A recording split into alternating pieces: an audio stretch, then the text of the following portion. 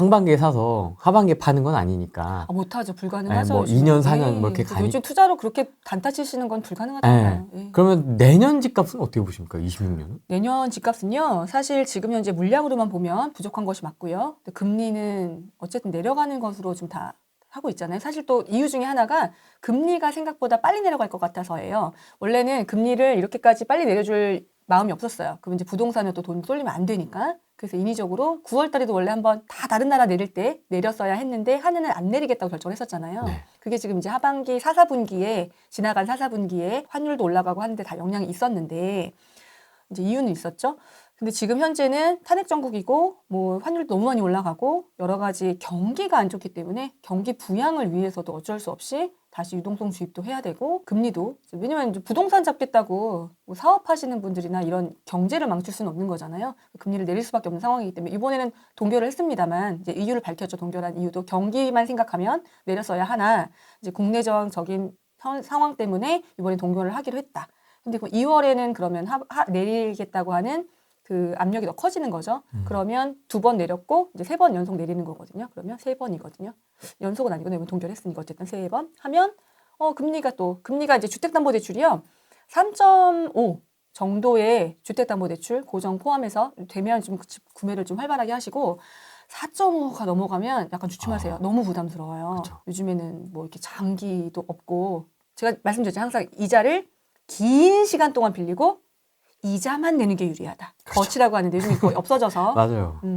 그게 이제 그 통화량 아까 말씀드렸죠. 퓨처 밸류, 프레젠트 밸류 그런 게 이게 현재 가치, 미래 가치를 따지면 그게 유리하다고 말씀을 드렸는데 어쨌든 매달 내야 되는 이자가 부담스럽기 때문에 그게 이제 내려갈 것으로 또 예측이 되기 때문에 어쨌든 작년에 부족했었던 입주 물량을 올해 25년도 1월 달 입주 물량이었던 올파포 물량을 11월로 땡겼잖아요. 네. 더하기 빼기 한 거거든요. 그래서 작년 물량을 5만 세대 가까이 된다. 24년 물량 충분하다라고 얘기를 한 거예요. 그런데 11월에 말에 12월에 입주를 많이 했을까요? 당첨되신 분들은 입주 준비를 언제 했을까요? 처음 당첨될 때 계획했던 대로 그거에 맞춰서 집을 계약을 해놨을 거 아니에요. 네. 그래서 전세로 들어오실 분들이 아니면 실입주 하실 분들은 대부분 실입주를 하시니까 전세 물량 많이 안 나왔어요. 그분들은 예정대로 1월 달에 이제 2월 달에 입주를 많이 하시겠죠. 처음에 분양 받을 때 준비할 때 그거에 맞춰서 내가 사는 집을 그렇죠. 계약을 해놨을 테니까. 네. 그러니까 이제 약간 이런 것들이 있어요. 근데 지금 그래서 상반기에 입주 물량이 때문에 지금 이제 이렇게 눌려 있는 거고. 근데 올해는 올해 더했었던 2만 세대를 작년 24년으로 뺐잖아요. 그래서 입주 물량을 몇 년 전부터는 정부에서 공식적으로 집계를 해서 밝히고 있어요. 계속 보도가 되는데 올해 입주 물량 없단 말이에요. 올해도. 내년에 더 없대요. 그 사이에 인허가 착공을 정말 안 했는데 아파트만 따져도 그런데 비주거 같은 경우는 더 심각하거든요. 뭐 빌라, 오피스텔, 도시형 생활주택 뭐 이런 것들은 더 안 줬잖아요. PF 사태 있었잖아요. 누가 줘? 이걸 누가 줘? 사실 빌라가 먼저 안 짓기 시작했고 그 다음에 이제 오피나 이제 조금 소형 아파트 같은 도생 같은 경우도 PF가 안 나오니까 못 짓고 이제 있는 경우도 많았고 또 뭐 전세 사기 이런 것 때문에 보증보험 계속 안 좋으니까 전세도 이제 뭐 이게 안 맞죠. 서로 안 맞, 시장에서 안 맞잖아요. 뭐 이런 여러 가지 이유 때문에 안 지었단 말이에요. 그것도 굉장히 부족해질 거예요. 그래서 부족할 것으로 예상하는 게 26년이에요. 그런데 우린 항상 긍정적인 생각만 하면 안 되잖아요.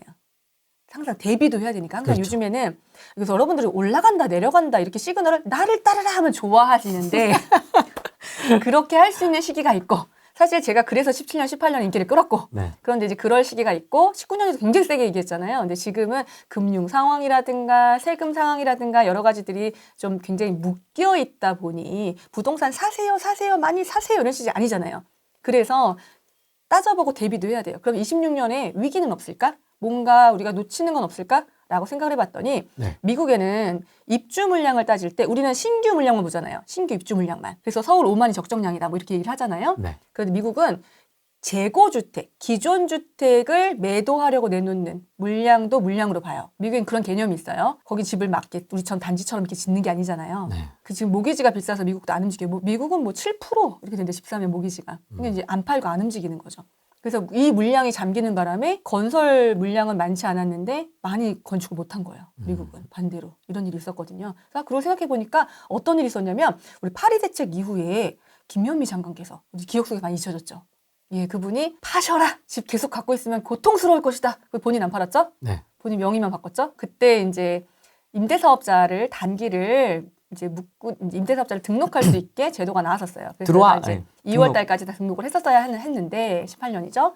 이게 이제 5년 이제 원래 5년짜리로 등록할 때는 5년이었는데 양도세법이 바뀌어서 4년으로 바뀌었죠. 4년이 말소가 됐었는데 그때 일시적으로 장기를 등록할 수 있게 연장을 해줬어요. 그럼 8년이잖아요. 그 8년이 26년에 이제 끝나요. 따져보면 18, 19, 20 이렇게. 그럼 이제 내 26년에 그 물건들이 등록하셨던 것들이 이제 임대사업자 끝나요. 아파트 자동 말소되잖아요. 그러면 재산세도 늘어나고 근데 그때의 다주택자분들은 지금 여러분들 주변에서 보시는 다주택자분들은 두어 세 채 정도?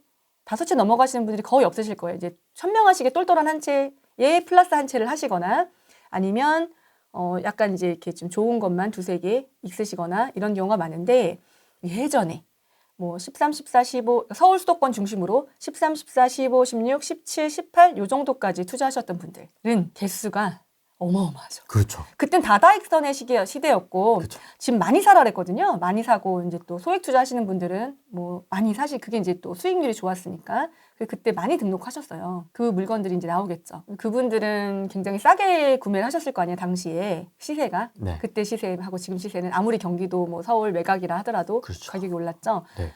그런 갭 투자 가능했었던 것들 이런 것들이 이제 물건이 풀려요. 그러면 임대사업자가 등록이 많이 된 동네 단지별로 나오잖아요. 볼 수 있잖아요. 요즘에 단지별로 그런 단지들은 26년에 그런 매도 물량이 일시적으로 또 종부세 피하기 위해서 6월 전에 매도를 하시려고 하실 거잖아요. 그러니까 이런 게 다 따져보셔야 되는데 그러니까 지금은 많이 보지 못하는 상황이기 때문에 사실 상상이 안 가시는 그러니까 최근 3, 4년 안에 부동산 투자에 관심이 있으셨거나 이제 투자 시장에 들어오신 분들은 사실 이런 거 잘 모르실 수 있어요. 근데 이제 그분들이 많이 등록해 놓은 단지나 이제 그쪽 인근이라면 사실 그건 물량으로 또 나올 수도 있기 때문에 그런 데 좀 주의하실 필요가 있고. 그때 갭 투자의 성지라 불렸던 동네들이 막 떠오릅니다. 예, 우리는 이제 두두둑 떠오르는데 이제 새로 들어오신 분들 그게 어딘지 모르니 그냥 쉽게 동네나 단지에 임대사업자 다 나오거든요. 그럼 이제 그거 나오죠. 등록된 거. 토호제 궁금하신 분들 사실 많아요. 토호제는 정말 다 풀릴 건지 아니면 얼마나 풀릴 것인지. 그 다음에 이제 뭐가 풀릴 것인지. 이제 지금 썰들이 많이 나오는데 또 얼마 전에 간담회 있었잖아요. 이제 도곡동 부동산하고도 인터뷰하시고 일단 마음은 잡수신 것 같고. 어느 정도를 할 건지가 이제 문제인데 재건축을 과연 어디까지 풀어줄 것인지 신통은 다 풀어줄 것인지 안 풀어줄 것인지 신속통합은 인센티브 줘서 묶어놨잖아요. 이제 그런 문제들이 있고 그리고 재건축 같은 경우는 사실 사업 시행인가부터 할 건지 아니면 관철된 것부터 할 것인지 이것도 이제 얘기가 있을 거고 혹은 이제 행정동하고 법정동이 틀려요. 법정동하고 행정동. 네. 이거에서 행정동은 더 개수가 많거든요. 행정동으로 쪼갠다면 더 세분화해서 조금만 묶겠다는 얘기이기 때문에 행정동 얘기가 나오고 있거든요. 그러면 마이스 근처만 조그맣게 이제 한다든지 그런 것들이 좀 되지 않을까. 다 풀어주지 않을 것 같고 그 중에서 이제 우려가 되는 것들은 해제가 안 될 것 같고.